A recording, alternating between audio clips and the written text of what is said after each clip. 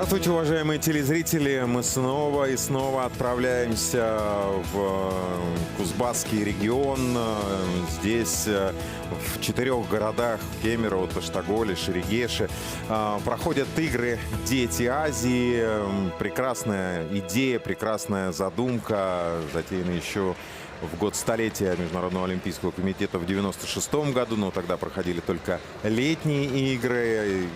Ну а теперь уже вторые зимние игры проходят у нас в Кузбассе, и мы сейчас практически в самом центре города Кемерово, на берегу реки Томь, где построен пару лет назад великолепный ледовый дворец Кузбасс, в котором уже проходил и чемпионат России по конькобежному спорту. Великолепная арена, легко очень дышится, великолепный лед подготовлен.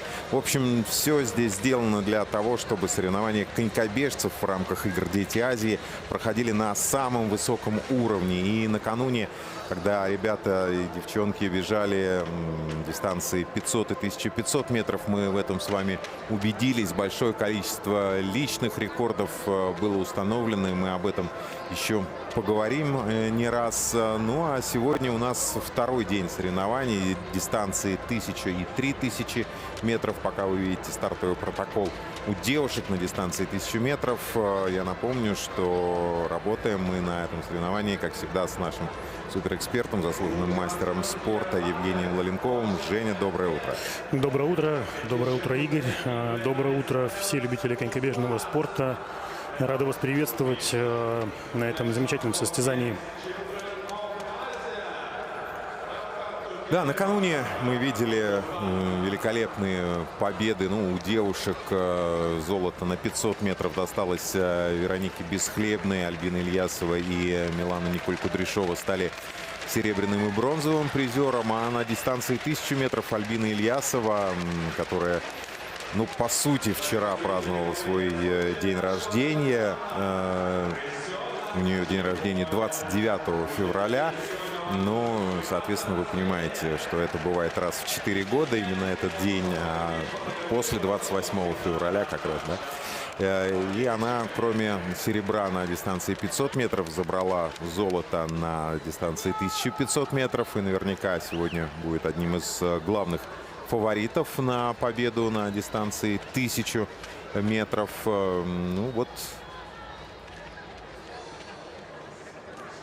она выиграла полуторку, а кроме нее на пьедестал почета на полуторке поднялись белоруска Полина Сивец и Вероника Бесхлебная. Так что Веронику Бесхлебную тоже, наверное, надо отметить. Один из лидеров в этом возрасте российских коньков и чемпионкой России, победительницей первенства России.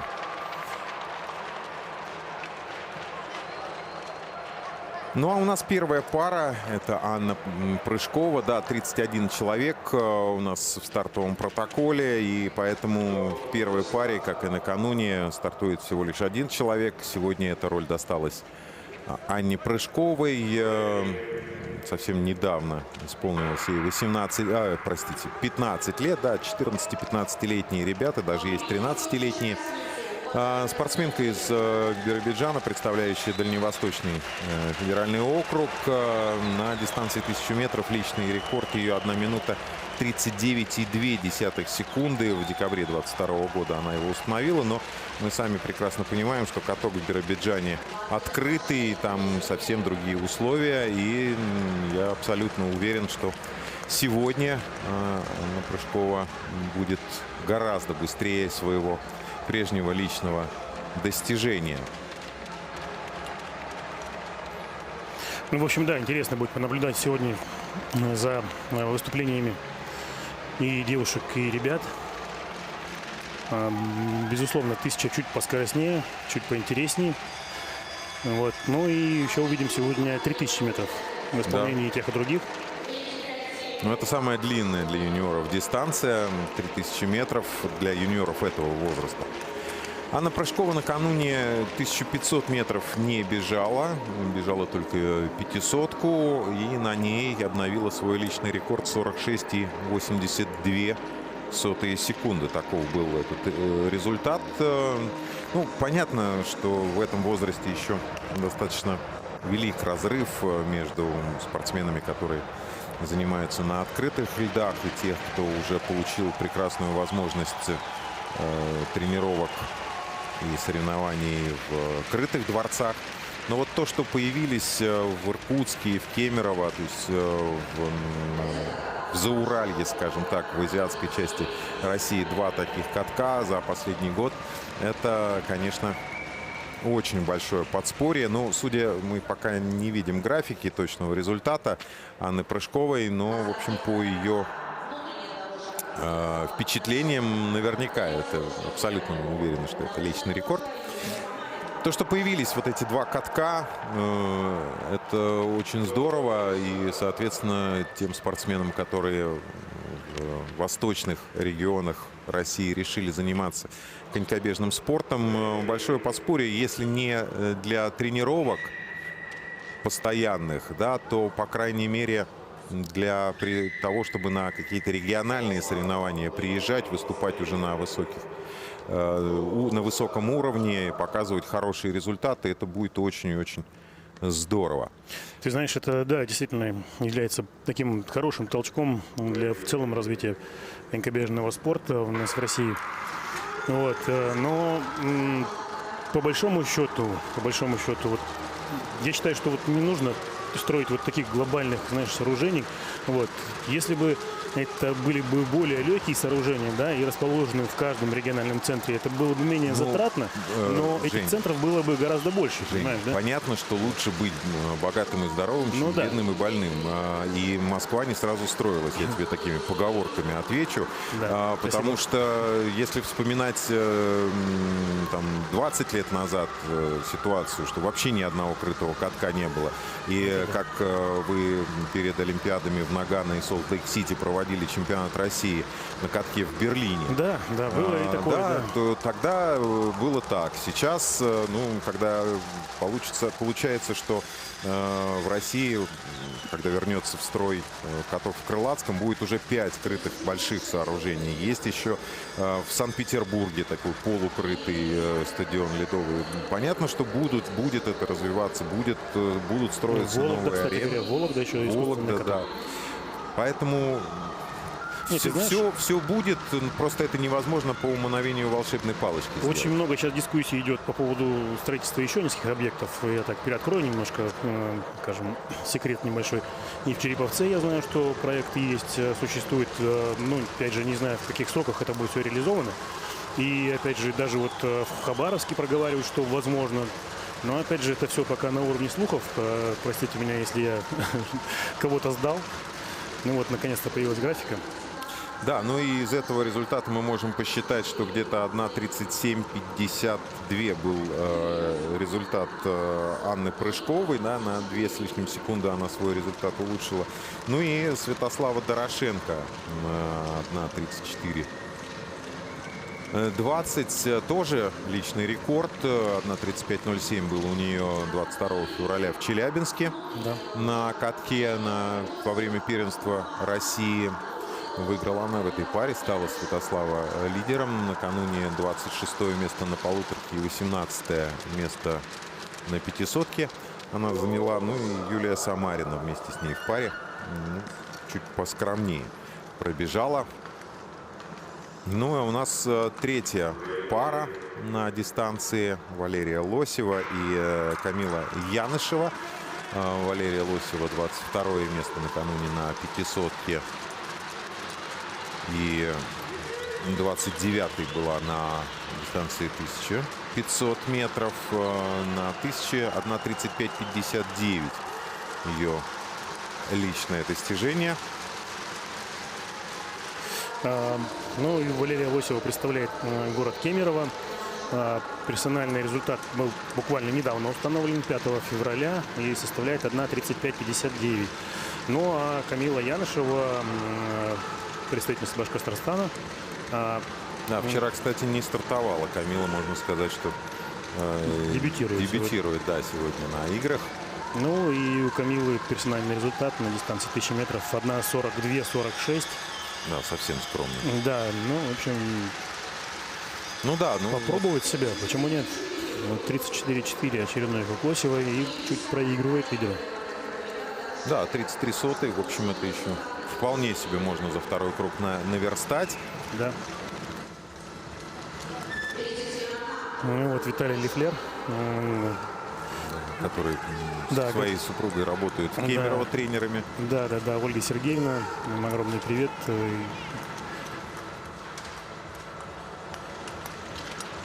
Но тоже вот даже по вот результатам ребят в Кемерово заметно, как они за вот эти полтора, ну, по сути, 2 сезона существования этого дворца, как они прибавили и технически, и в результатах. 1:34:39, но немножечко отыграла Лосева на последнем круге у Святославы Дорошенко, но не хватило до конца.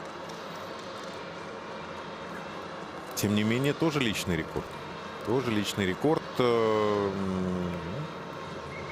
на таких крупных международных соревнованиях. Вполне возможно, что первых в карьере этих ребят, спортивной карьере этих ребят. Это отличное достижение пробежать с личным рекордом.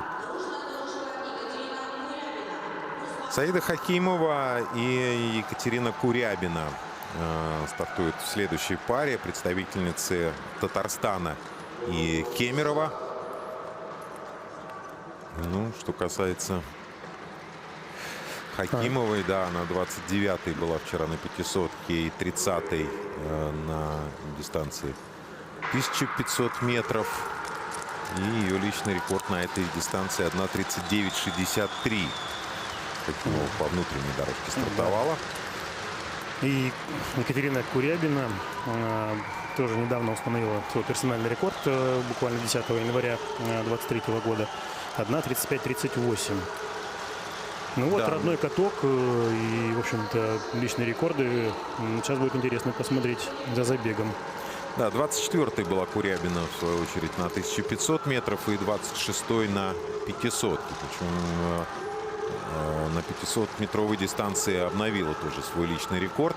Хорошо сейчас Курябина поймала спину своей соперницы, да, и так посидела на переходной прямой. То есть, в общем, уже и тактически очень грамотно провела забег. Ну, ты знаешь, вообще очень, не то чтобы даже удивительно, а, так скажем, приятно посмотреть на то, как осознанно проводят уже забеги вот в таком возрасте дети, скажем.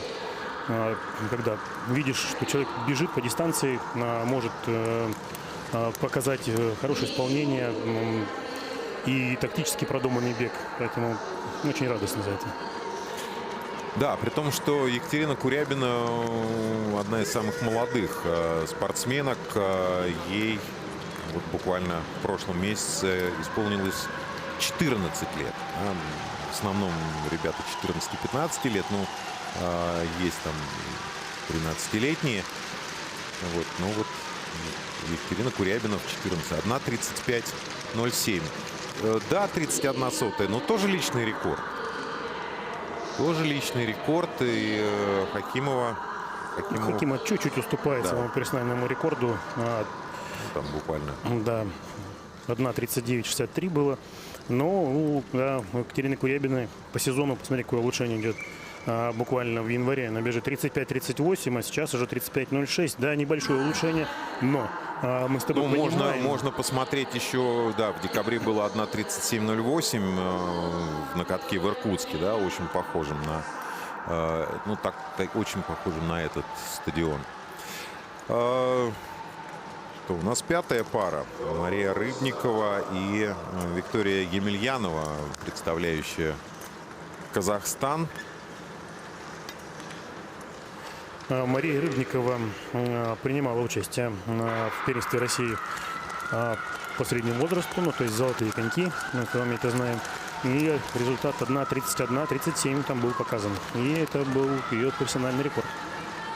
Ну вот, знаешь, вот второй день соревнований, он всегда чуть проще проходит психологически для спортсменов, потому что вот этот первый стресс, который, скажем, присутствует, да, перед стартом, вот эти открытия, там, сборы, экипировки, собрания перед стартом, это все, конечно, чуть нагнетает стресс. Вот, а когда проходит первый день, скажем, стресс сбрасывается на первых забегах, и второй день уже как бы проще. Проще просто даже психологически. Ну, конечно, да, уже знакомы с этой обстановкой, уже какой-то лишний адреналин был выплеснут накануне. Ну, не у всех, та же Виктория Емельянова только сейчас первый старт свой принимает. Накануне мы ее не видели на соревнованиях.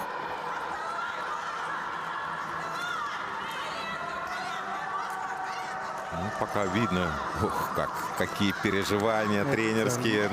Наталья Шиви. Да, Наталья Шиви, мы уже упоминали о ней, уроженка как раз Кемерово, призер Олимпийских игр, многократная чемпионка Советского Союза. Ну, Виктория Емельянова здесь выигрывает 31-13. Не переживайте, не обращайте внимания, что уточняют результаты. Вот так вот прямо в нашей графике порой меняются десятые и сотые доли секунды. Это абсолютно нормальный процесс. В принципе, похожую ситуацию мы видим и на Кубках мира, да, потому что берется по электронным системам хронометража непосредственно фотофиниша и по транспондерам, да, и потом да, их несколько просто для того, чтобы систем, да, они уточняют друг друга. Да. Еще одна представительница Казахстана Айзада Рымбек на дорожке, и в паре с ней белоруска Кира Хончарук, да.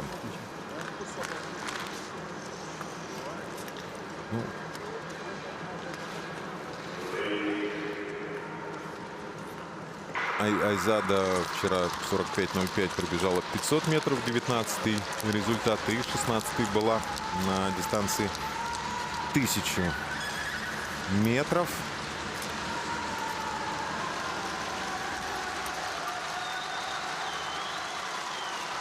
А Кира Хончарук 28-е место на 500-метровой дистанции показала и не стартовала на дистанции 1000 метров. Личные рекорды Айзады 1.29.8, 1.30.21 лучшее достижение Киры Хончарук, но, правда, установленное год назад, еще в марте 22 года на катке в Минске. Ну, в общем, мне кажется, что самое время этот личный рекорд немножечко подправить, а может быть и достаточно сильно. Кира Хончарук как раз лидирует в этом забеге. Ну, в общем, ты знаешь, но такой... очень изящная, скажем так, спортсменка, очень миниатюрная спортсменка белоруска. Бывает, что в этом возрасте дети бывают, ну, скажем так, берут небольшую паузу, там, связанную с учебным процессом или что-то еще, и потом обратно возвращаются, поэтому вот, такое прерывание там, в год, там, в сезон могут быть.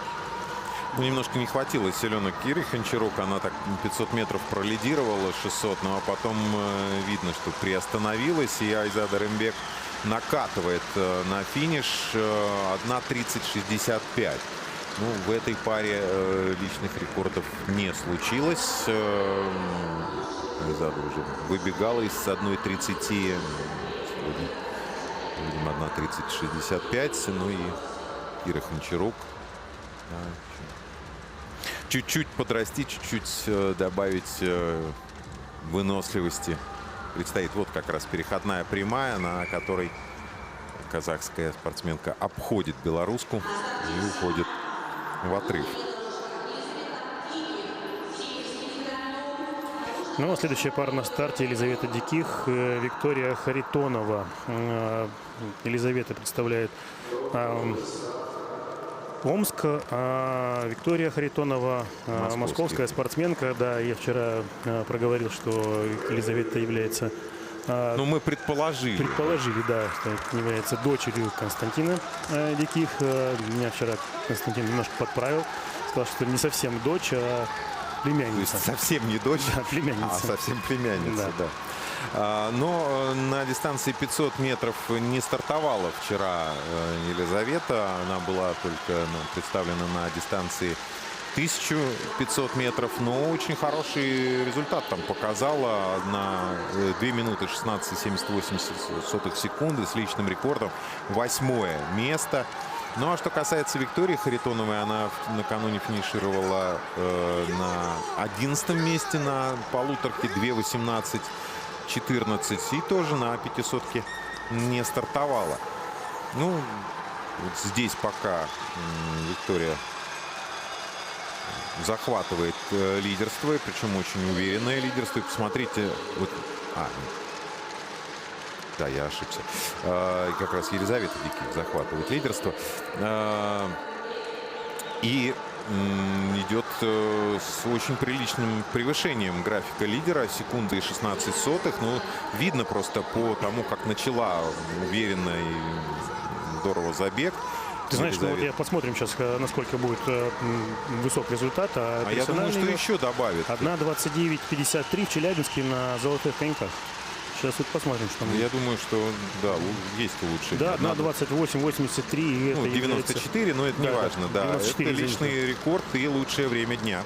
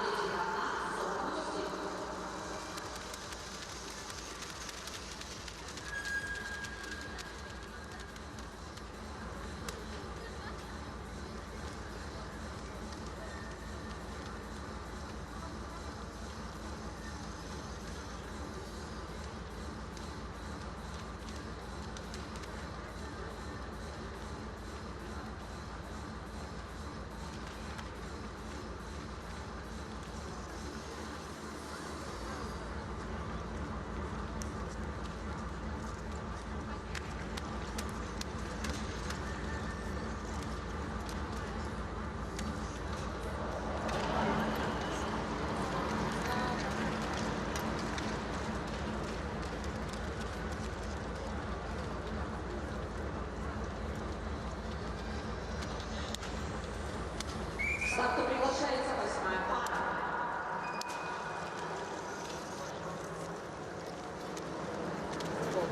Возвращаясь к забегу Елизаветы Дигих, я скажу, что и накануне мне очень понравилось ее исполнение, как она бежала полуторку. И, в общем, сегодня никакого разочарования мне не наступило. Наоборот, еще целая порция положительных впечатлений от ее бега.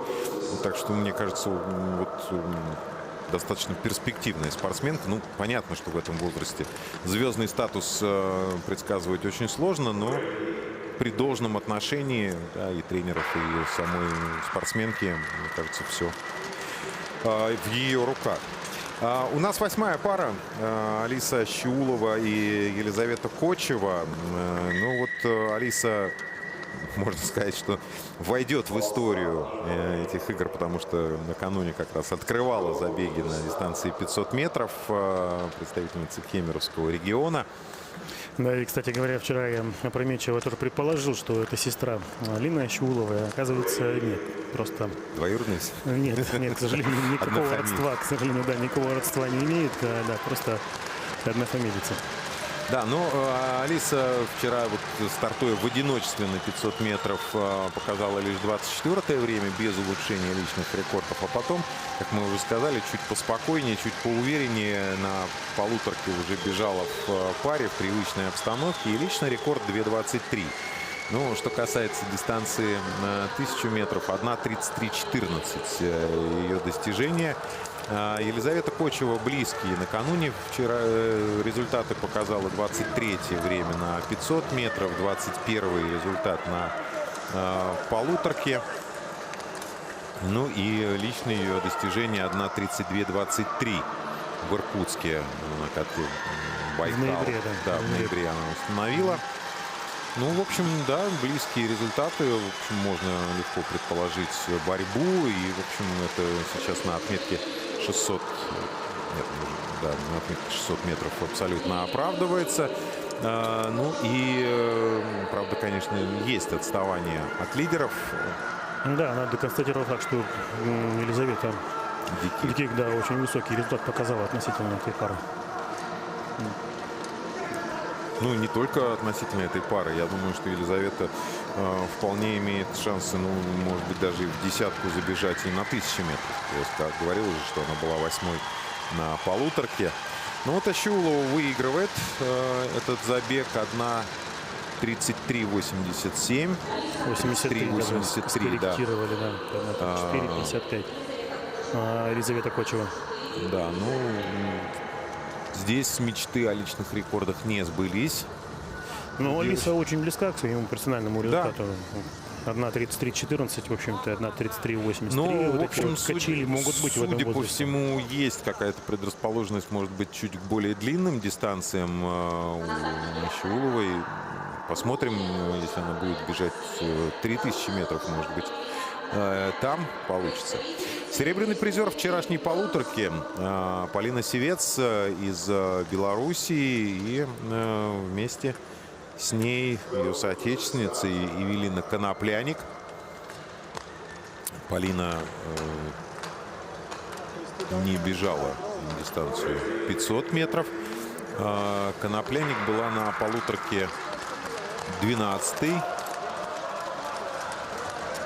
И такое же место с личным рекордом заняла на 500-метровой дистанции. 1:28:16 личный рекорд на дистанции 1500 метров у Полины Сивец. И у Конопляник 1:28:39.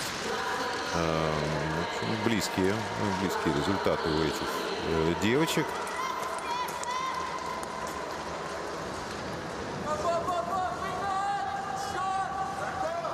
Смотрим,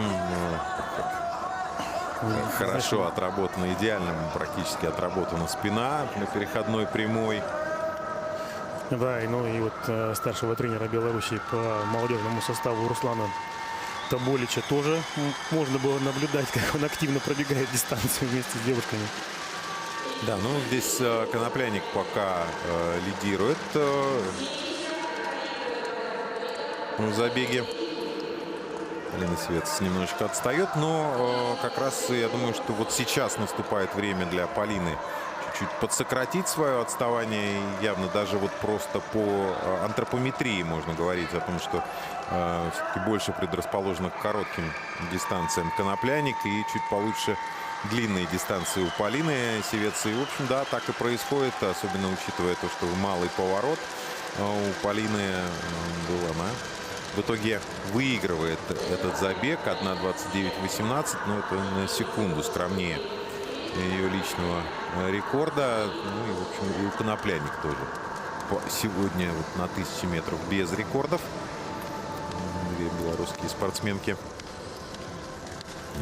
Мне очень впечатляет всегда концентрация, да, посмотрите, как девочки сосредоточены в момент старта, да и дальше по прохождению дистанции. Но у нас 10-я пара. Дарья Пиманова выходит на старт и Софья Сидоренко. Пиманова представительница Москвы, Софья Сидоренко представительница Сибирского федерального округа. Пиманова 17-е время накануне на 500-метровой дистанции и 10-е с личным рекордом на полуторке. В общем, тоже явно ударная часть дистанции придется на вторую половину. Но что касается Софьи Сидоренко, она принимала участие в первенстве России и с личным рекордом выступила там 1:28:15. да, накануне 15-е место на 500-ке и 14-е место на полуторке. Ну, а что касается Дарьи Пимановой, в Коломне она установила еще прошлого года на серебряных коньках персональный результат 1:27:76. Вот, возможно, просто не были зафиксированы каких-то неофициальных соревнованиях персонально, но вот достаточно давно Дарья не бежала по персональным секундам на этой дистанции. Ну вот посмотрим. Пока очень ровно проводит забег девушки и в паре, ну и очень близко к результату Елизаветы Диких. Да, Сидоренко даже чуть-чуть выигрывает у этого графика. Алексея Зуйкова мы сейчас видели на тренерской бирже. Как широко сейчас шла Софья Сидоренко. Прямо, ну, едва ли не по матам чиркая. Сидоренко выигрывает в этом забеге. 1:27. Это 1:28:10. Сидоренко. Да, 1:28:10, тоже да. без личного рекорда. И Дарья Пиманова 1:28:63.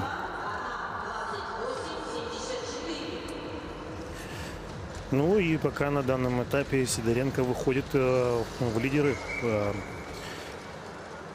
по прошествию 10 пар. Ну, понятно, что сейчас мы о лидерах, о чемпионах и призерах пока не говорим, а о претензиях. Да, Учитывая про лидерство. то, что сейчас самые главные силы только-только на подходе, что называется. У нас 11-я пара. Дарина Каушева, представительница Казахстана. 1:28:14 личный рекорд. И на дистанции 1000 метров. И вчера 20-е место на 500-метровой дистанции. 23-е на полуторке. Но ее соперница в сегодняшней паре Виктория Федорова в 6-й была вчера на 500-метровой дистанции. 43:25 с личным рекордом. И 19-е место на полуторке. Так что, в общем, понятно лидерство Виктории. Сейчас очень активно, агрессивно начинает она эту дистанцию. Да, и для Виктории, конечно, хорошо знаком этот каток. Вот, и буквально на одном из этапов первенства России показала результат буквально в январе, 10 января, 1:23:32. А Арина Каушева в Астане 22 года, в декабре 22 года 1:28:14. Вот, Немножко видно, что Виктория так резко, активно начала дистанцию, но уже к отметке 600 метров немножечко сбавляет скорость. Но, тем не менее, по крайней мере, в паре от Дарины Каушевой у нее достаточно большой отрыв. И надеюсь, что сумеет одержать победу вот в этой паре. Спортсменка из Кемерово, ну и наверняка там сейчас... Да, большой отрыв. Тут о борьбе внутри пары речи не идет. Ну и, тем не менее, финиш 1:30:06. Нет, немножечко не хватило Виктории до личного рекорда. 1:30:17 уточняет ее результат.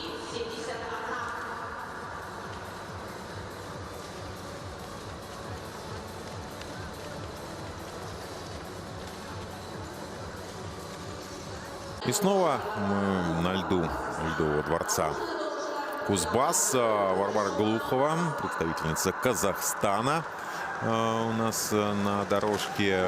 5-й была вчера на дистанции 500 метров.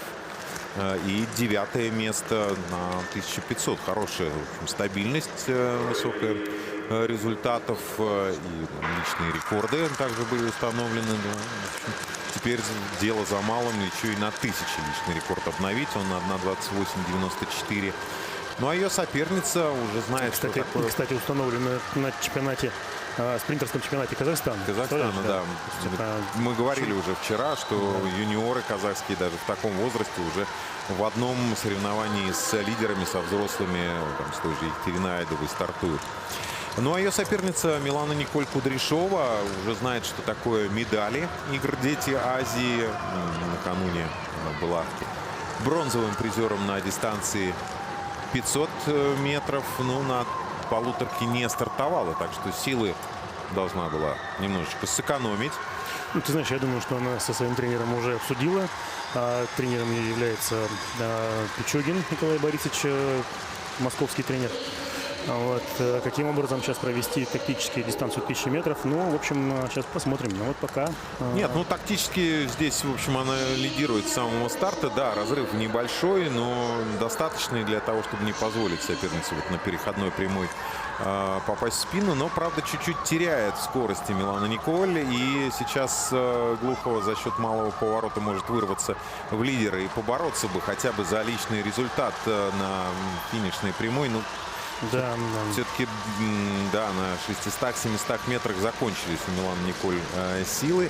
И 1:27:99 впервые из 1:28 на секунду практически улучшает свое личное достижение Варвара Глухова.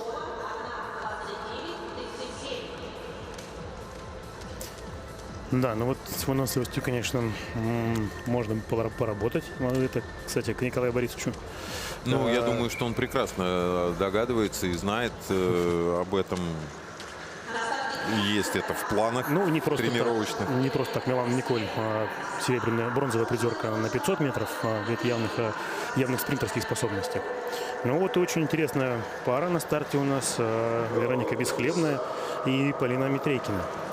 Да, Полина, конечно, вчера, ну, скажем так, немножечко со знаком минус нас удивила.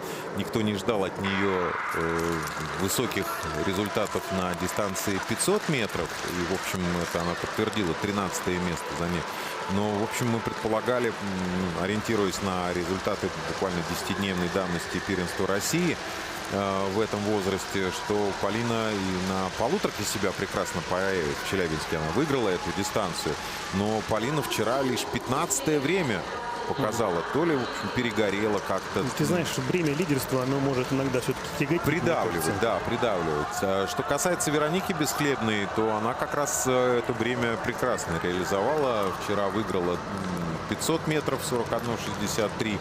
Стала бронзовым призером на полуторке, 2:14:63. И вот интересно, конечно, что Полина Митрейкина сможет противопоставить, как-то собраться, переиграть, в общем, вчерашний провал. Или по-прежнему не здорово получится. Ну, Бесхлебная это здорово ведет забег. 0,7 секунды превышения графика бега. Глуховая Варвара. Да, Варвары Глуховой. Которая сейчас имеет пока лучший результат. 1:27:99. И плюс еще, посмотрите, у Бесхлебной малый поворот на финишном отрезке. Да, и Полина снова не блещет. Далековато от бровки. Можно было еще добавить за счет того, что плотнее к бровке прижаться. Ну и вот, 1:26:07, 1:26:08. Да, это не лучший результат в карьере Вероники Бесхлебной. 1:25:19 она в ноябре бегала в Коломне. Но, тем не менее, становится она лидером сегодняшних забегов. Ну, вчера, давая интервью нашим корреспондентам, сказал, что, в общем, очень серьезную подготовку с тренером они к этим соревнованиям вели. И, в общем, очень так все серьезно прорабатывают каждую дистанцию. Но мы видим результаты. Не просто так. Но Полина Митрейкина, наверное, вряд ли эти соревнования себе в актив занесет. Ну и что, Альбина Ильясова тоже герой вчерашнего дня. Кроме того, что день рождения, но еще и серебро на 500-метровой дистанции, победа на дистанции 1500 метров. В общем, все шансы.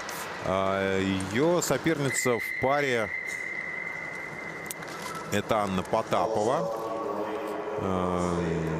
2008 года рождения девушка.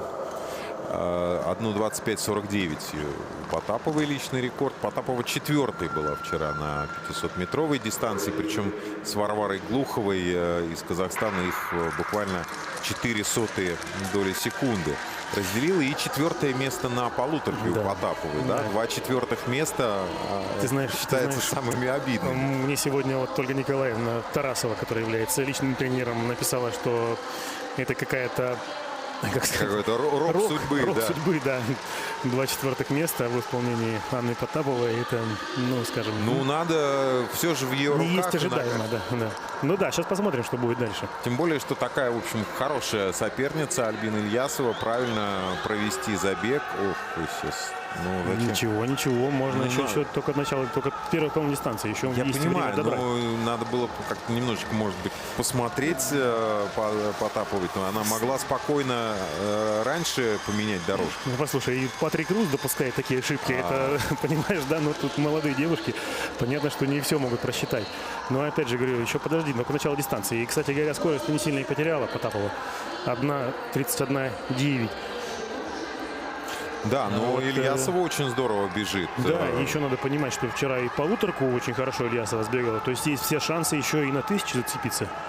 Да, в общем, она пока опережает Бесхлебную. И должно хватить силенок до финиша. Ну, пытается Потапова что-то изменить. Но в паре-то уже ничего не изменишь. И 1:25.33 у Ильясовой. И 26.57 результат Потаповой. Подправили немножко, 54. Ну, И у пока- Потаповой без личного рекорда, Ильясова 25-26, буквально 7 сотых ей до личного рекорда не хватило. Ну что, это серьезная заявка, ну, как минимум на медаль у Ильясовой снова. Ты знаешь, честно говоря, спортсмены из Екатеринбурга в этом году, ну, вообще, ну, не то чтобы радуют, а, скажем, какой-то хороший прогресс. Я бы даже сказал, восхищают. Там, да, Владимир Семирудник, который выиграл 10 тысяч метров на чемпионате России. Екатерина Кошелева, которая выиграла 5 и стала второй на тройке. Вот сейчас вот еще и Альбина Ильясова. Это, ну, я считаю, что хороший прогресс, хорошая динамика. Нужно двигаться дальше. Да, но у нас двигаются дальше белоруска Доминика Кухарчук. По внутренней дорожке стартовала и по внешней дорожке Лия Коковина, представительница Сибирского федерального округа. Коковина была 9-й на чемпионате, на первенстве России. И 10-й, ну, в многоборье. 10-е место вчера на 500-метровой дистанции.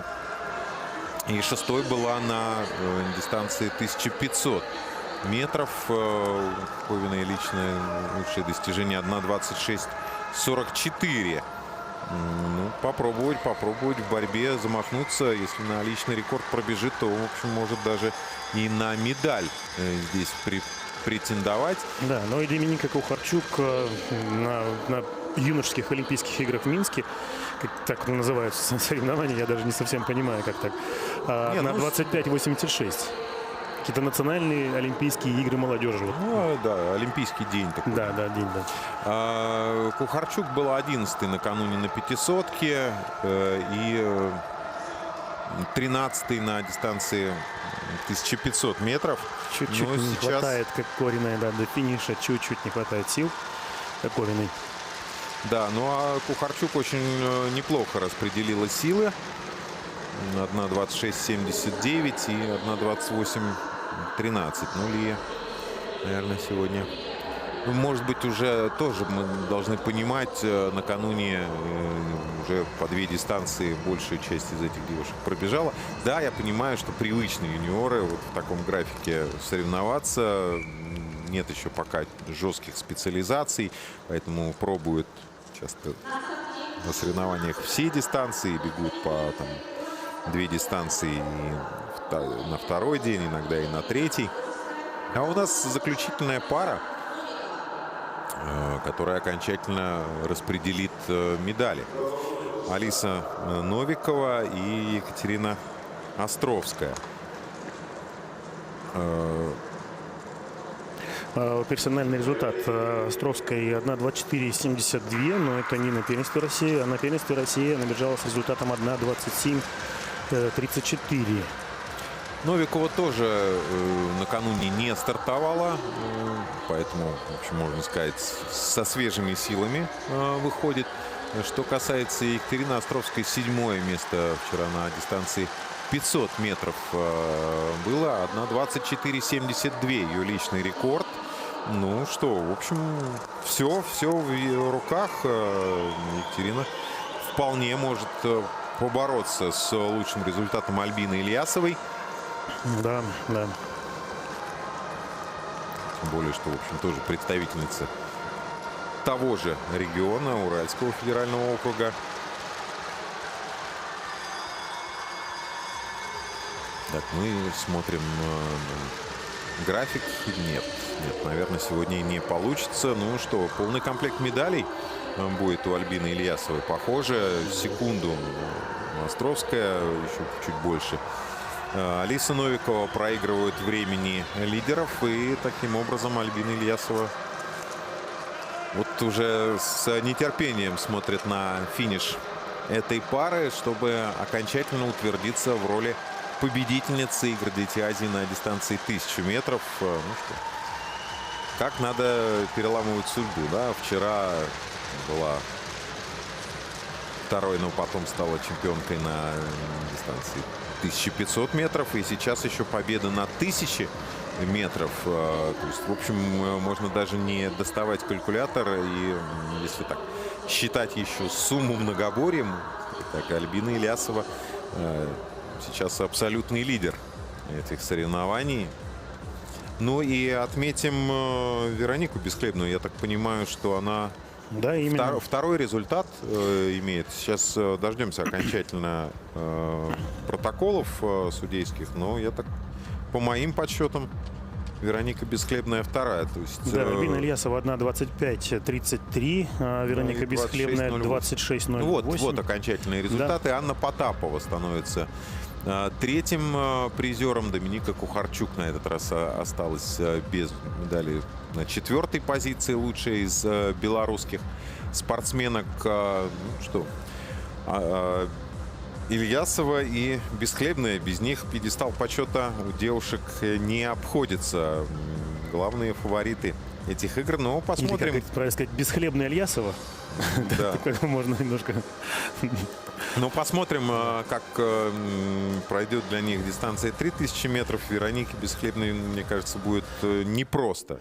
Но... Да. Вообще, честно говоря, хочется поздравить, да, представителя Екатеринбурга и тренера Артемонова Александра Леонидовича. Ну и вчера очень радовался этой победе Александр Николаевич Кардаков, тоже один из ведущих тренеров Екатеринбурга. Всех поздравляем. Да, поздравляем и ждем забегов у ребят на дистанции 1000 метров.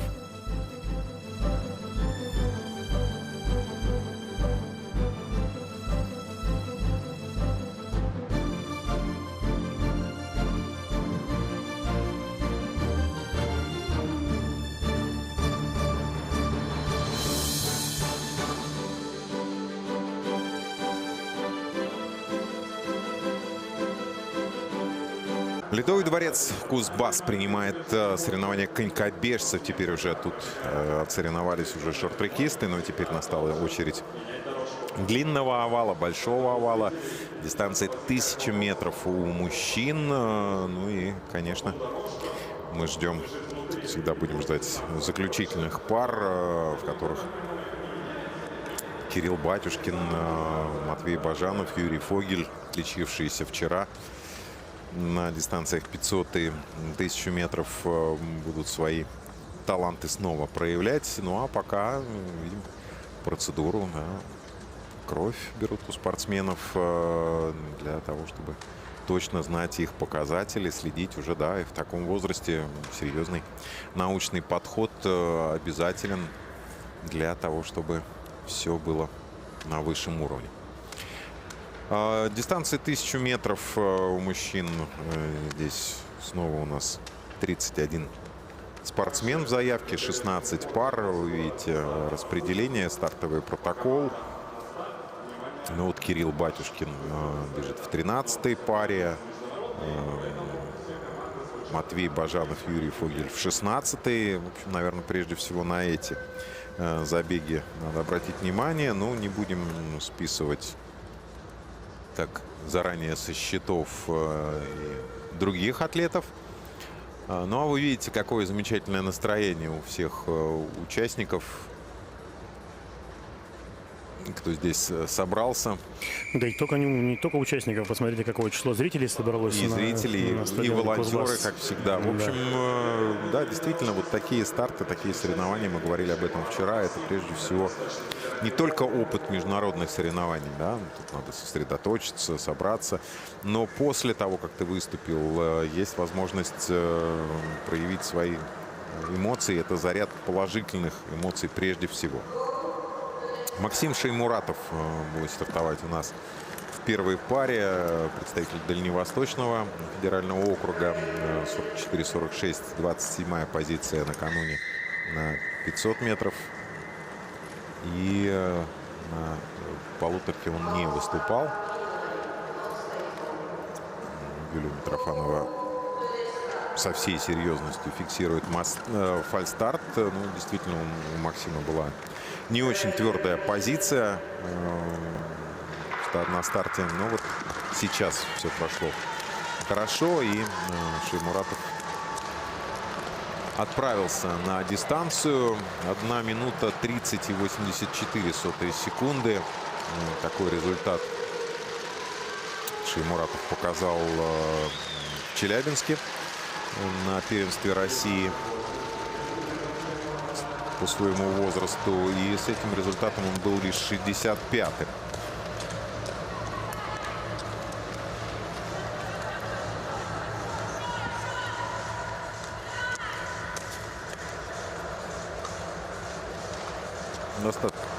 Достаточно уже по среди участников этих соревнований достаточно возрастной молодой человек. В сентябре 2007 года родился, ему сейчас 15 лет. Небольшой сбой был на прямой. Увидел финишные линии, подумал, что уже вот он финиш. Да, нет, да. еще круг. Нет, ну тут всего 2. Я не думаю, что можно было ошибиться. Нет, молодец Максим. Борется до конца. Интересно сейчас, сможет ли побороться со своим персональным рекордом 1:30.84. Так, немножко жестковато постановка на лед. Конечка, вот мы слышим какой-то немножко топот. Да, удар такой. Да, удар, да. Ну вот это немножко не очень. Но очень хорошо бы увидеть графику.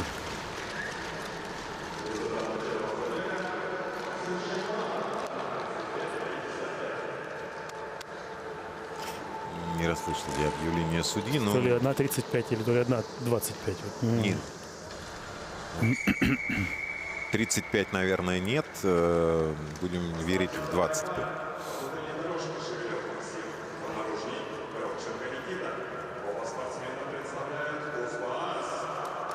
Ну и слышны аплодисменты, потому что и Максим Шевелев, и Никита Горобченко представляют Кемеровский регион, представляют Кузбасс.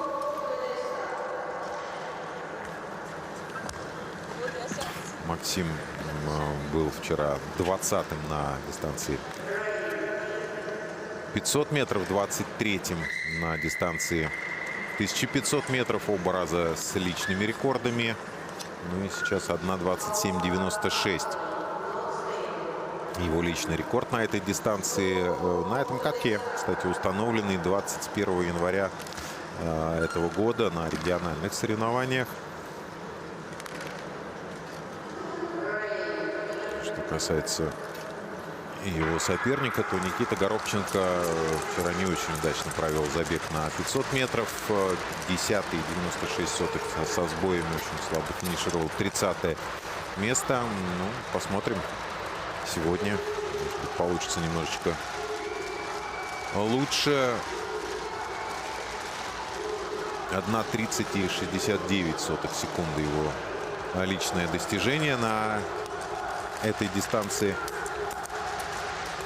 Ну, понятно, что в этой паре посильнее Максим Шевелев, поэтому уверенно достаточно со старта уходит в отрыв. Да, ты знаешь, вот, еще раз хотел отметить, хорошо, что все-таки появились вот такие соревнования, как Дети Азии, потому что, к примеру, вот, ни Максим Шевелев, ни Никита Горобченко, они не принимали участие в первенстве России, потому как более старшие ребята попадают и убираются другим составом, да, скажем, другим составом на первенстве, на золотые коньки, в частности. Вот. Но вот они по этому возрасту как раз проходят вот на игры Детей Азии. Вот. И дает возможность им поучаствовать очень в соревнованиях высокого уровня, показать себя и, опять же, показать личные результаты. Да, и, собственно, вот мы сейчас видим телевизионную картинку, а это транслируется на всю Россию. Это прекрасно. Да, и 1 минута 26 и 36 сотых секунды. На секунду и 6 десятых свой личный рекорд улучшает Максим Шевелев. Ну, Никита Горобченко не получилось превзойти личное достижение. Ну, Максим, мне кажется, доволен. В общем, такое серьезное достаточно улучшение. Причем, опять же, абсолютно корректное сравнение. Да? В январе вот он бежал там 1:27.9. Да, сегодня он бежит 26.6. На этом же льду... 26.47 даже. Да, 26.47. Чуть-чуть даже скорректировали время, значит, да. еще больше. Его перевес над личным рекордом. Третья пара. Здесь Артем Антонюк, представитель Дальневосточного федерального округа, и выступающий за команду Башкортостана Амирбек Абдурахманов.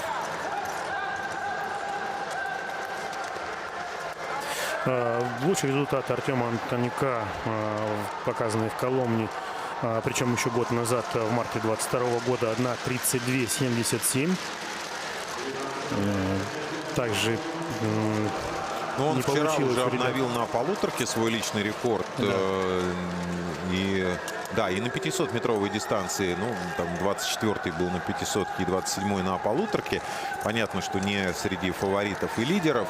Но, тем не менее, опять же, главное в данном возрасте, вот сейчас, на данный момент для этих ребят, это прежде всего как раз борьба с личными рекордами. Да? Да, так сказать, Попытка движение вверх. Да, улучшаться день ото дня. Да. Амирбек Абдурахманов замкнул вчера протокол стартовавших на дистанции 1500 метров. Но тоже личный рекорд установил как на полуторке, так и на 500-ке, где был 28-м. Да, в общем, глядя вот на эти забеги, на эти результаты, наверное, еще раз повторимся, представителям Башкортостана и представителям Татарстана, может быть, как-то объединить свои усилия и тоже подумать о каком-то проекте ледового стадиона для конькобежцев, потому что ребята вот из этих двух республик пока не блистают. Но, тем не менее, да, что у Антонюка 1:28. Да, это значительно. Это 4 секунды с личного рекорда. Значительно за год. превышает, да. Ну и Амирбек Абдурахманов, имея персональный результат 1:43.90, сегодня он бежит 1:34.14. Тоже замечательный прогресс. Да. С личными рекордами, ребят. Поздравляем. Ну и так, следующая пара на старте. Егор Ханченко по внутренней дорожке. И Варанкин. Варанкин, да, из Кемерово. Вообще, на самом деле, получается, только из российских команд, если взять российские команды, полное представительство, 5 человек, включая запасного, имеет Москва, Кемерово. Ну и вот Челябинск выставил полный состав без запасных, 4 человека. Ну, естественно, команды Беларуси и Казахстана привезли по полному составу. Все остальные регионы представлены по одному, по более два. скромными составами, Да, по одному, да. по два, по 3 человека. Ну, это вот к разговору о составах, популярности и отношениях. Вот. Федор Данилов, представитель Беларуси, 16 место накануне на полуторке, 17 на 500-метровой дистанции. Да, Егор да, я забежал, да, Егор Ханченко сейчас на дорожке. Егор 23-й был на 500-метровой дистанции, полуторку не бежал накануне. Одинаковое время показывают на первом круге. 27-85, да, личный 37-70. рекорд. И Варанкин Дмитрий на 29.69, показанный в Коломне тоже, только в марте 22 года. В общем, Да, но Дмитрий как раз не бежал дистанцию 500 метров и стартовал только на дистанции 1500 метров. Ну, Егор здесь выигрывает. Достаточно технично провел он этот забег. 1.27. Но тоже личный. Так, сейчас нет. Это я смотрю на результат. Нет. Десятку не хватило до Да, личного. десятку не хватило до личного, да. Я просто, у меня открыта была страница с рекордами Варанкина, у которого 29.69. Да, вот как раз Варанкин на 10-ю улучшил свой личный. Ну, то есть вот ребята бегут в свои близко, секунды. близко, Да. в свои секунды. Ну вот как раз Федор Данилов, которого я уже поспешил представить в предыдущей паре. И он соревнуется с Романом Чернавским. Такое ощущение, что они вчера, в общем, тоже в одной паре бежали. Да, Федор Данилов, значит, имеет лучший результат в своем активе 1.24.50, показанный в Минске 18 февраля 2023 года, буквально недавно. Ну а Роман Чернявский 1.22.70 бежал.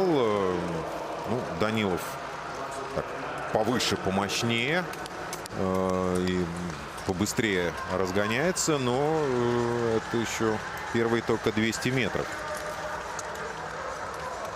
Это видно, что мы и вчера отмечали, насколько Федор Данилов, наверное, едва ли не самый мощный, самый высокий среди участников этих соревнований. Но он и по возрасту.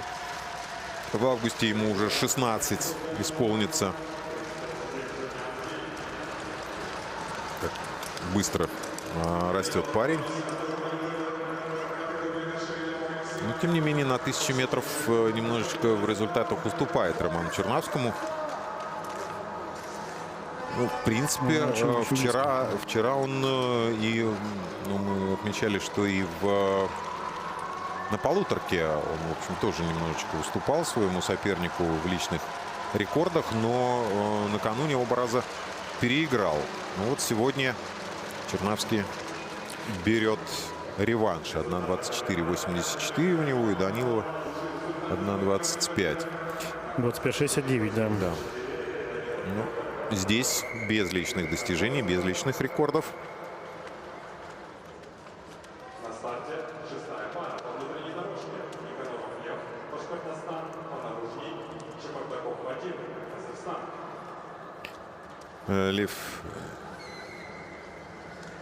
Никаноров вместе с Вадимом Чебардаковым на старте.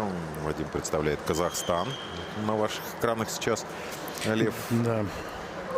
Лев 25-й был на 500-метровой дистанции, 22-й на дистанции 1500 метров. Оба раза с личными рекордами. Будет ли продолжение этого банкета сегодня? 1.27.37 как ориентир для Льва Никанорова.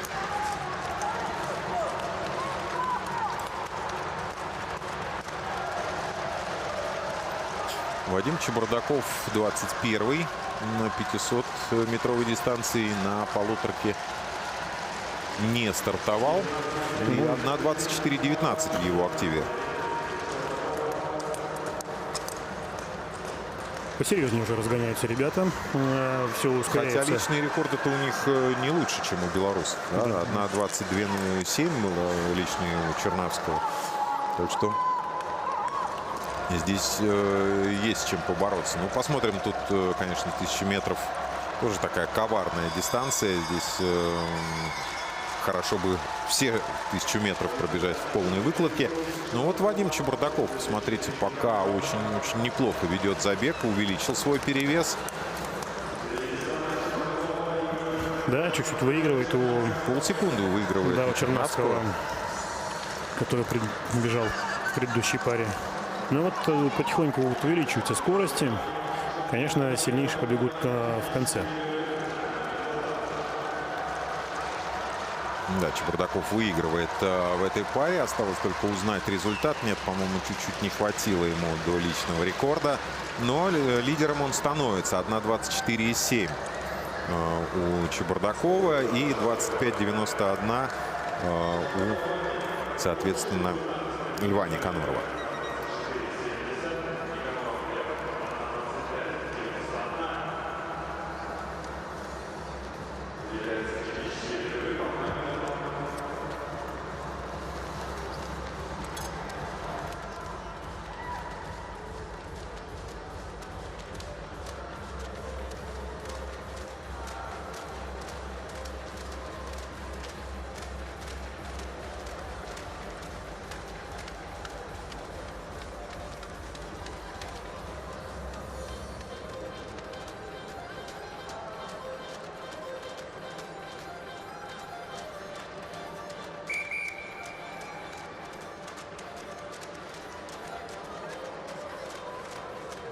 На старте 7-я пара.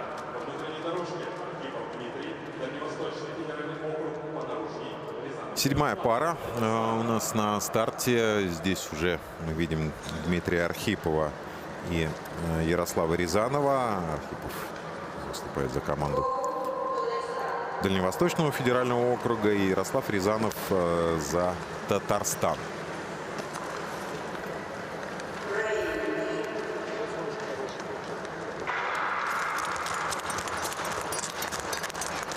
Архипов 28-м был вчера на полуторке и запнул стартовый, вернее, финишный протокол на дистанции 500 метров, 59:35, но там с очень серьезными сбоями все было, так что серьезно не будем. Ну и персональный результат Дмитрия Архипова 1:27:38. Да, и не обращайте внимания, небольшая ошибка у нас в титрах в следующей паре только Серафим Визик побежит, а здесь Ярослав Рязанов у нас на дорожке. 26 место на дистанции 1500 метров вчера. И персональный рекорд 1:27:16. Очень близкие персональные рекорды.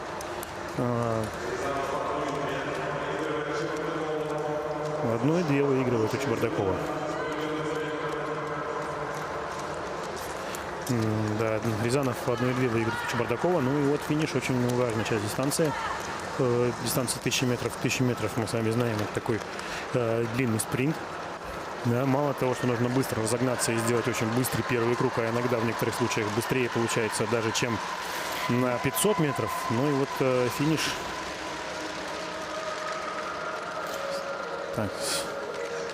Ну, выигрывает Рязанов в этой паре. Ярослав, наверное, один из лидеров команды Татарстана. По-моему, 26:07 объявили сейчас на стадионе. Я надеюсь, что мы увидим чуть позже графику. Если 26:07, то Ярослав Личный Рязанов... рекорд. Да. Ну, видно было, что очень так собранно и внимательно, четко провел он этот забег, отработал его до самого конца. Так что, в общем, в любом случае, я думаю, что у тренера, конечно, есть желание, чтобы его ученик побежал еще быстрее, но на данный момент претензий быть больших не должно. Серафим Визик и Лев Матвеев на дистанции выходит у нас сейчас. Серафим был 21-м на дистанции 1500 метров накануне.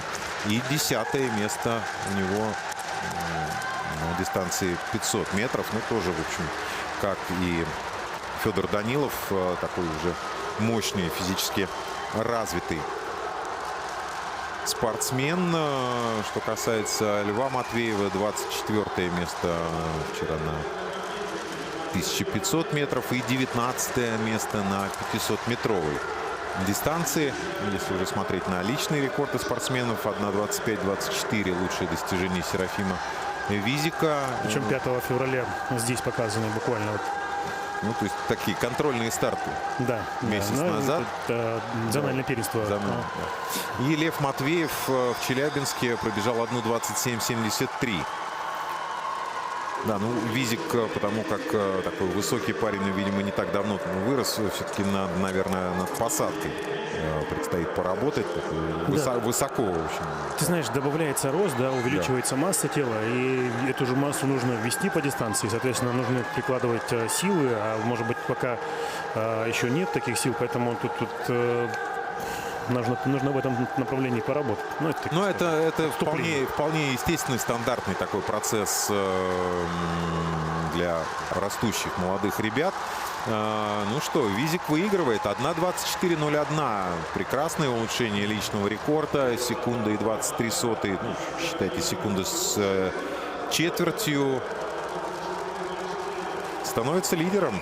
Да, и прилично улучшает свой персональный рекорд. Да и Лев Матвеев тоже улучшился очень прилично. Сотый не заметил у него, да, там что-то в районе 1:25. 24:45. 24:45 даже, Да, то есть 3 с лишним секунды с личного рекорда Лев Матвеев сбросил. Тоже браво, тоже молодчина. Михаил Бровко из Казахстана у нас сейчас на дорожке. Будет соперничать в паре с Александром Лопаевым, представителем Уральского федерального округа. Бровко вчера пропускал забеги на 500 метров, а на полуторке был 11-м. Да, Александр Лопаев был 6-й на дистанции 1500 метров. И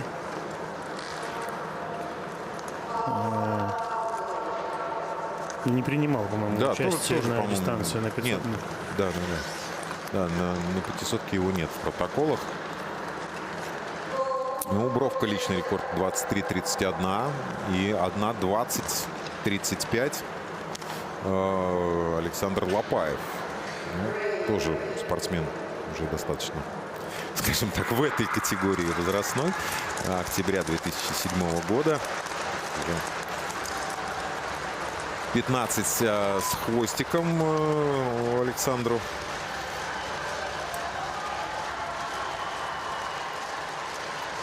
Посмотрим на это соперничество.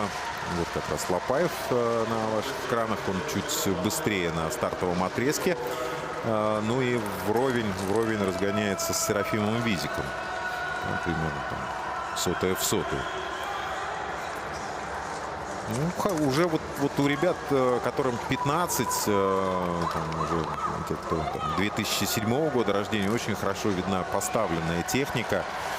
Хорошая посадка и какое продвижение вперед, да, с каждым шагом у Лопаева, как он очень хорошо отталкивается. И вот посмотрите на скорость круга из 30 секунд, и сразу секунду он привез Визику.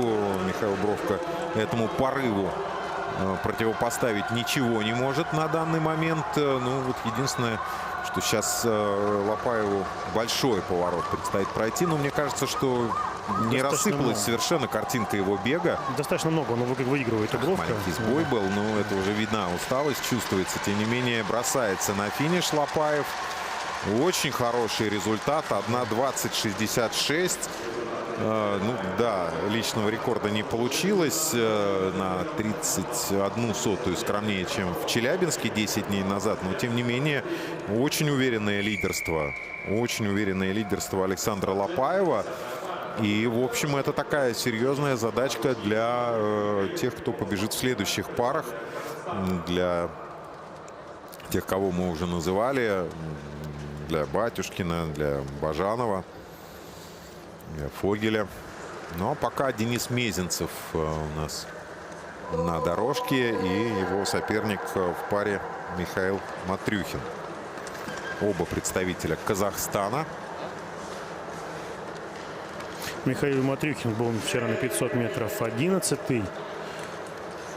И на дистанции 1500 метров 13-й. Да, Мезенцев 10-м замкнул вчера десятку лучших результатов на 1500 метров. И 15-м был на 500-метровой дистанции. То есть, в общем, судя по этим результатам, у Мезенцева чуть получше обстоят дела с выносливостью, скажем так. Ну и вот всегда интересно смотреть вот на такой спорт. Дистанция 1000 метров. Это та дистанция, где обычно сходятся и специалисты чистого спринта, 500-метровые дистанции, и средней дистанции в 1500 метров. Но это по взрослым рассуждаем так. У ребят 1500 метров это уже третья по длине дистанция, да, многоборье, если брать. Вот Матрюхин, да, как и полагается, в общем, чуть-чуть лучше на стартовом отрезке. И даже идет с опережением графика Александра Лопаева на 22 секунды. Но ему теперь предстоит продержать эту скорость до самого конца. Вообще очень хорошее исполнение, Да. ребят из Казахстана. Посмотри, какое равновесие на конечке.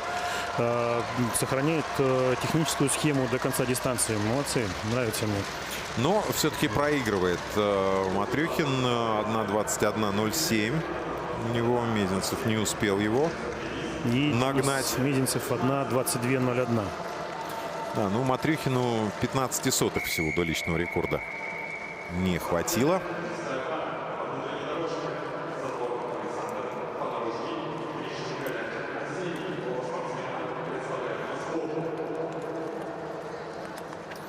Александр Задворнов, представляющий Москву сейчас на дорожке, тоже не стартовал вчера на дистанции 500 метров.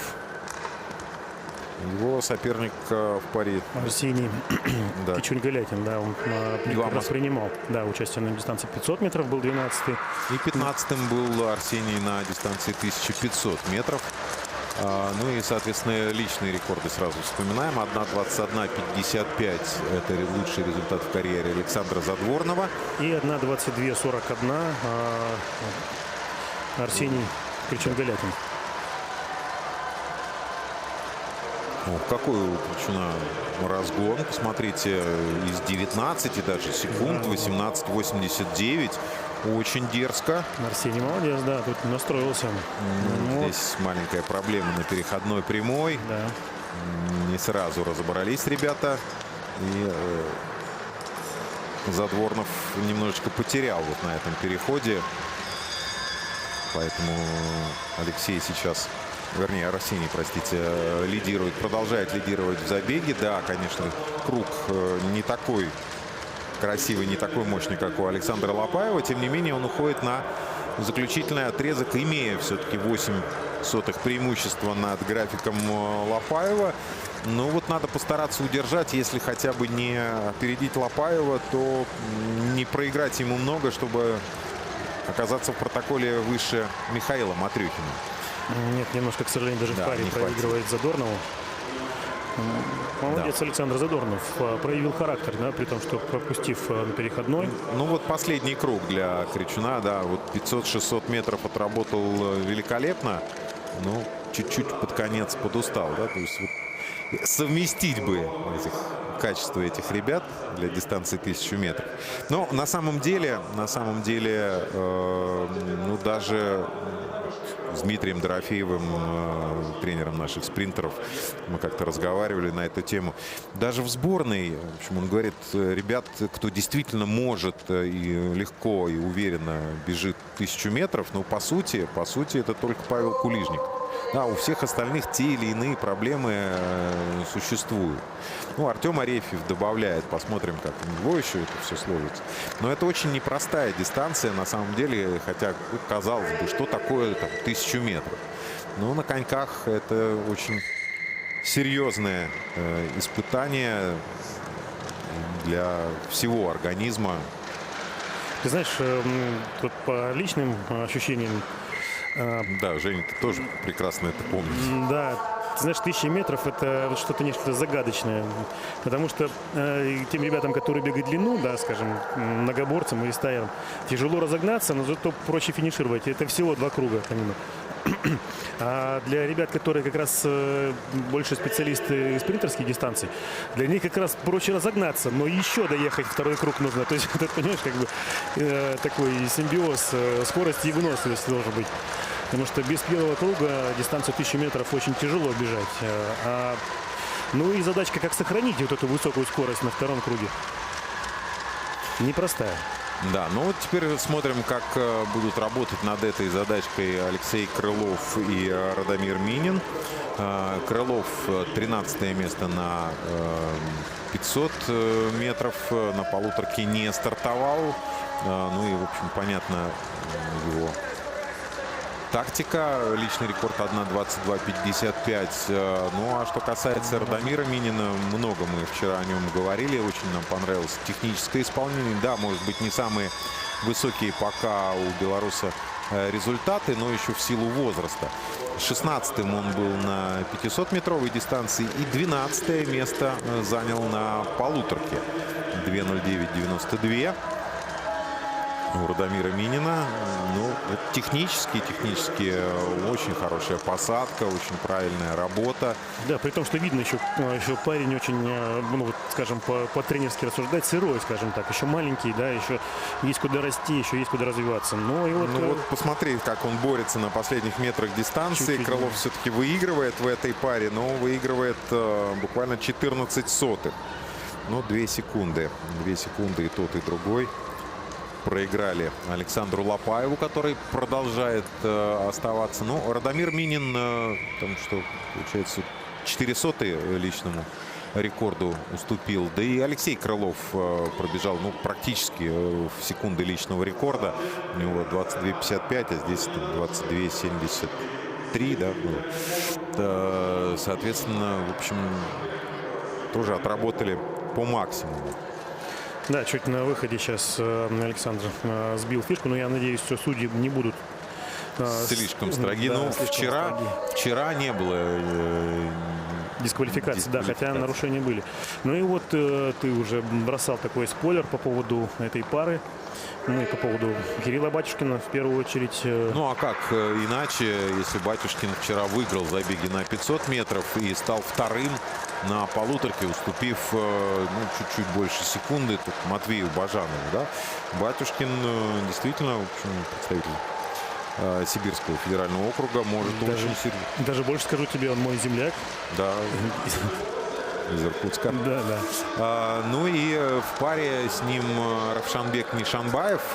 Тоже очень хорошие результаты у этого парня были. 8-м был вчера на полуторке, 6-м на дистанции 500 метров.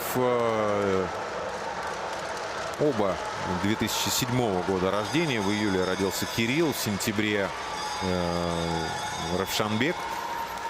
Ну, посмотрите, ух ты! 28-0, очень серьезно. И самое главное, посмотри, какой перевес над результатом Александра Лопаева. Да, ну и, послушай, ну и личный рекорд 1:15:94. Да. Надо Так и у понимать, что- Равшанбека 1:18, в общем, тоже Да. выше, гораздо выше, чем у Александра Лопаева. Не, ну это взрослый бег, посмотри, такой очень слаженный парень, четкие, мощные попадания. Ну, в общем, хороший финиш, посмотри. Да, ну, личных рекордов здесь не получилось. Так, сейчас результат покажет. Ну, что-то в районе там 1:16 с лишним. Было, не сработал. Секундомер не остановился. У Кирилла Батюшкина. Ну, это... то есть в итоге, что получается, там, порядка 4 секунд. Выиграл он у Лопаева. Равшанбек Нишанбаев так по расстоянию-то много проиграл вроде бы, да, когда уже Батюшкин был на финише, Равшанбек только из поворота выходил. Казалось, да, вот, ну, вот сейчас как раз очень хорошо было видно вот эта вот разница между этими спортсменами, но тем не менее тоже достаточно высокий результат у него будет в итоговом протоколе. Ну, точно, я думаю, уверен, в десятки сильнейших.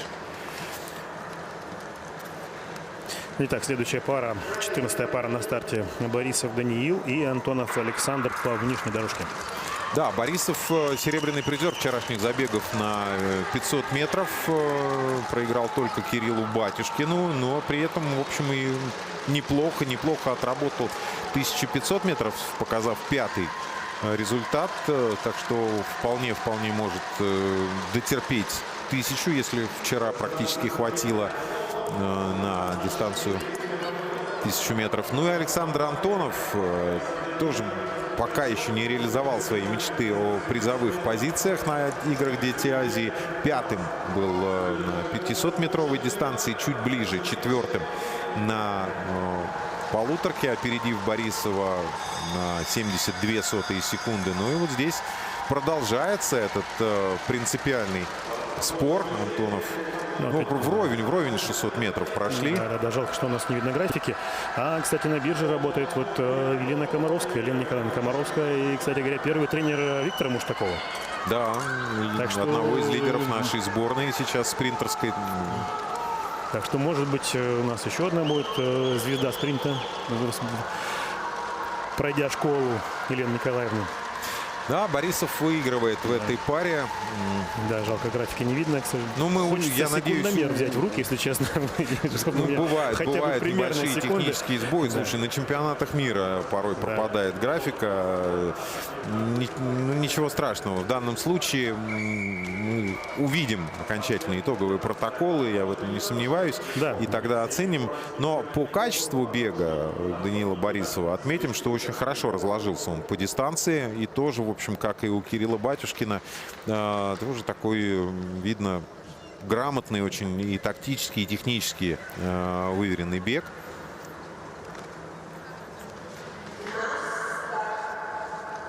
Да, ну вот обидная информация. Только мы говорили о том, что судьи достаточно лояльны.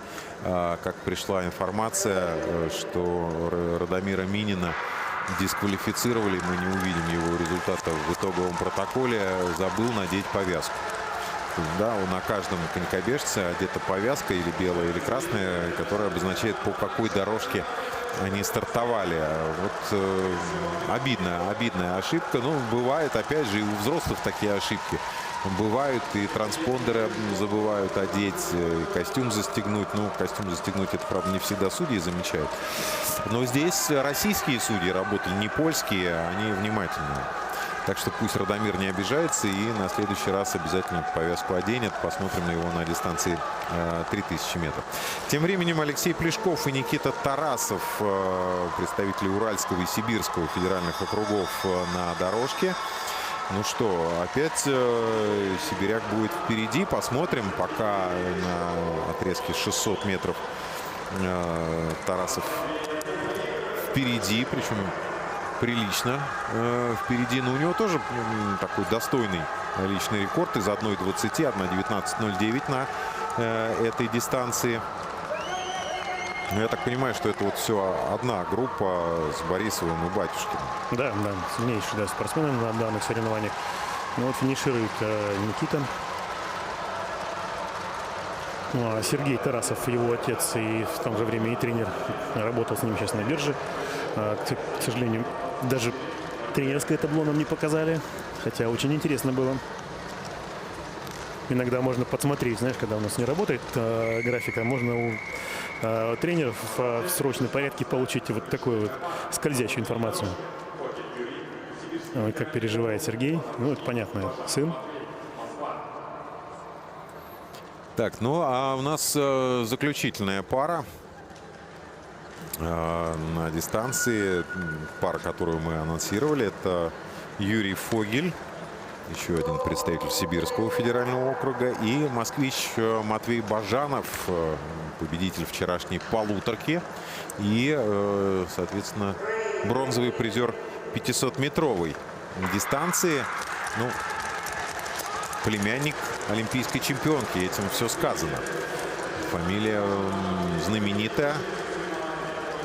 Что, ну, пока я так считаю, что продолжает фамильное дело. Матвей Бажанов прекрасно. Да, вообще продолжает. Значительное количество спортсменов, да, вот, кто продолжает свое дело. Вот только что Никита Тарасов пробежал, и вот Матвей Бажанов, да.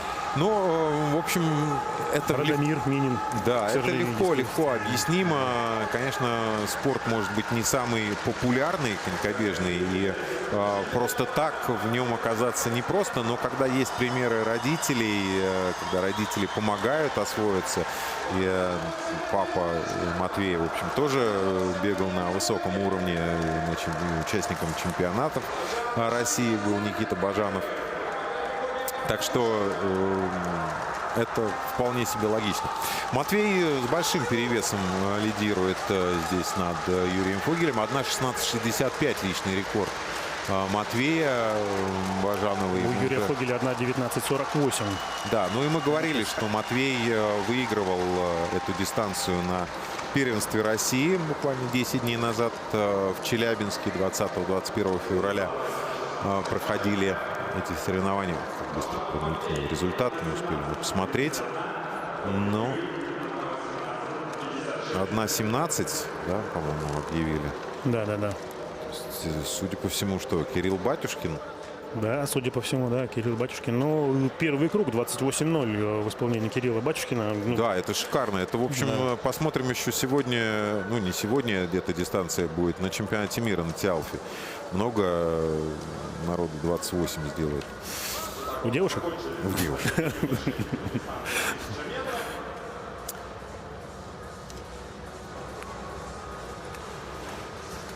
Так, ну, ждем. Ну, вот этого. Радомир Вот, да. расстроился, да, из-за повязки. Ты знаешь, я вот наблюдаю за повязками сейчас вот, на протяжении всех соревнований. Они настолько велики, что вот таким пока еще... Ну, надо мускулатуру наращивать. Да, я Батюшкин, Бажанов, Борисов. Да. Все, в общем, правильно мы услышали. 16:83. 16:83. Матвей Бажанов 1:17:31. И Данил Борисов. Да, Тоже 1:17:8. Вполне себе достойно. И что, в общем, получается, Батюшкин, Борисов, Бажанов были на пьедестале вчера на 500 метров. А сегодня Бажанов с Борисовым поменялись местами на дистанции 1000 метров. Но Батюшкин становится двукратным чемпионом игр «Дети Азии». Ждем забегов на 3000 метров.